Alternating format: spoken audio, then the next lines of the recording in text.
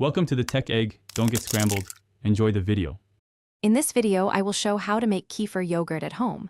Making your own delicious and probiotic-rich kefir is surprisingly simple, and you only need a few basic items to get started. First, you'll need active kefir grains, which are living cultures. Next, grab some fresh milk, preferably whole milk for a richer texture, and a clean glass jar with a lid. You'll also want a non-metal stirring utensil and a fine mesh strainer. Having everything ready ensures a smooth process from start to finish. Now, let's get to the heart of the process, fermentation. Gently place 1 to 2 tablespoons of your active kefir grains into a clean glass jar. Then, pour in about 2 cups of fresh milk. Give it a gentle stir with a non-metal spoon. Cover the jar loosely with a lid or a breathable cloth secured with a rubber band. This allows gases to escape while keeping contaminants out.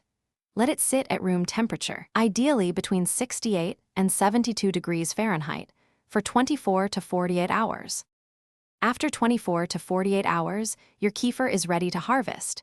You'll notice the milk has thickened and separated slightly. Place a fine mesh, non-metal strainer over a bowl and pour the contents of your jar through it.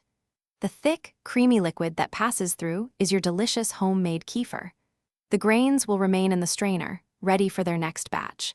You can gently rinse the grains with cool water if you wish, but many people skip this step. Store your fresh kefir in the refrigerator for up to 7 days. Caring for your kefir grains is crucial for continuous production.